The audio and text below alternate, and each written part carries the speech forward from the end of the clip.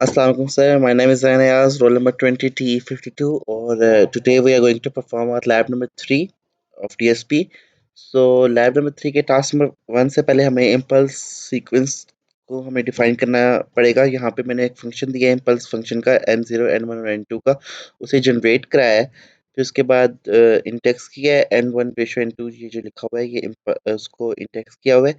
और उसके बाद नीचे उसी को डिफाइन कर दिया। तो अगर हम टास्क नंबर 1 पे जाते हैं, लैब नंबर 3 के टास्क नंबर 1 पे, तो ये हमारे पास फंक्शन इम्पल्स का वो फंक्शन है जो हमने इंडेक्स दिया है 0 से -5, 5 और 3। तो सब प्लॉट करेंगे हम n और xn को, और सब प्लॉट हम करेंगे स्टेम के थ्रू भी करेंगे और प्लॉट के थ्रू भी करेंगे। एक्चुअली जो प्लॉट यूज होता है वो हमारे पास कंटिन्यूस सिग्नल के लिए होता है, जो स्टेम यूज होता है वो डिस्क्रीट सिग्नल्स के लिए होता है। तो इसको हम रन करें अगर, तो हमारे पास ये रिजल्ट आता है। जो हमने स्टेम किया था वो डिस्क्रीट में हमारे पास यहाँ सेकंड विंडो में शो हो रहा है, और कंटिन्यूस का हमारे पास फर्स्ट विंडो में शो हो रहा है। तो ये है लैब का टास्क नंबर 1। तो अब हम मूव करते हैं अपनी लैब के टास्क नंबर 2 की तरफ। तो उससे पहले हमें स्टेप सीक्वेंस देखना पड़ेगा। तो यहाँ जैसे हमने सेम इम्पल्स फंक्शन किया था, इम्पल्स सीक्वेंस किया था, उसी तरह हम लोग इम्पल्स स्टेप सीक्वेंस करेंगे। हमने उसको फंक्शन को डिफाइन किया है, जनरेट किया है, इंडेक्सिंग किया है, और नीचे उसको लिखा है, डिफाइन किया है। तो अगर हम टास्क नंबर 2 की तरफ चलते हैं लैब के, तो सेम वही चीज़ जो टास्क नंबर 1 पे हुई थी, हमने उसी तरह यहाँ पे नंबर्स दे दिए हैं प्लॉट करने के लिए। जो जिस इंडेक्स पे जाके वो, सॉरी, जिस पॉइंट्स पे जाके वो प्लॉट होगा। और सब प्लॉट में हमारे पास प्लॉट भी है, यानी कि कंटिन्यूस के लिए भी है, और स्टेम यानी कि डिस्क्रीट के लिए भी है। तो अगर हम इसको रन करते हैं तो हमारे पास फिर से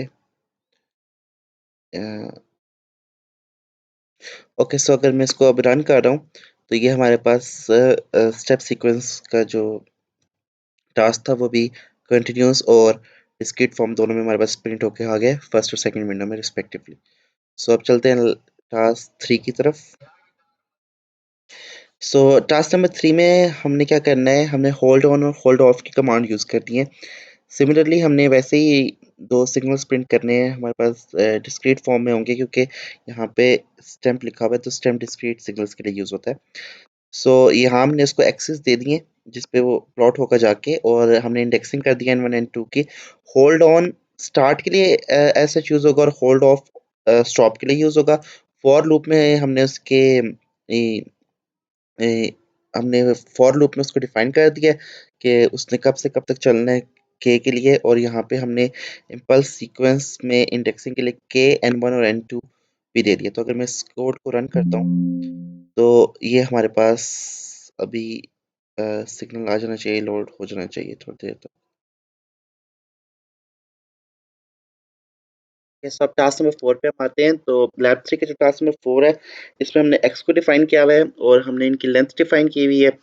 और इसमें हमने क्या करना है, basically we have to identify और highlight the even part of the signal and the odd part of the signal, or also we will display the original signal. So first पे हमारे पास title में you can see we have original signal, then we have uh, the even part of the signal, and then we have the odd part of the signal, and we're using the stem command, so we know that the signal is going to be discrete. So if I run this code, okay, so अगर मैं इस programme को run करूं, तो ये हमारे पास output आती है। ये हमारे पास ओरिजिनल सिग्नल है डिस्क्रीट फॉर्म में।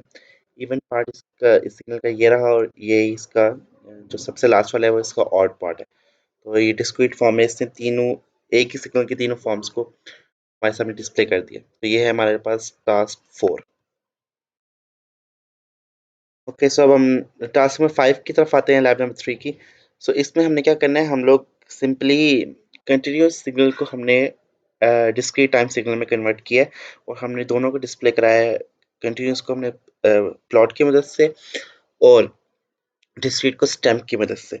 और इसमें हमने सैम्पलिंग फ्रीक्वेंसी भी दी है, F S equal to 50। Sampling frequency हम तभी देते हैं जब हम डिस्क्रीट में जाते हैं। और टाइम पीरियड हमने 1 ओवर एफ एस दिया है। और हम लोग जो फंक्शन के लिए जो ट्रिग्नोमेट्री टर्म यूज़ करें वो कॉस है, पाई इन इंटू 2 पाई एफ। और इंटू टी कॉस का हम यूज करें, तो अगर हम इसको रन करते हैं तो हमारे पास एक तो ये हमारे पास सिग्नल है जो ऊपर हमारे पास नॉर्मल कंटिन्यूस फॉर्म में और नीचे हमारे पास डिस्क्रिटाइज फॉर्म में आ गया सिग्नल, जो स्ट्रेट लाइन है हमारे पास। तो ये रही हमारे लैब नंबर 3 का टास्क नंबर 5 भी। सो ये टास्क है हमारे लैब नंबर 3 के मैंने परफॉर्म किए। सो लैब नंबर 3 एंड्स हियर।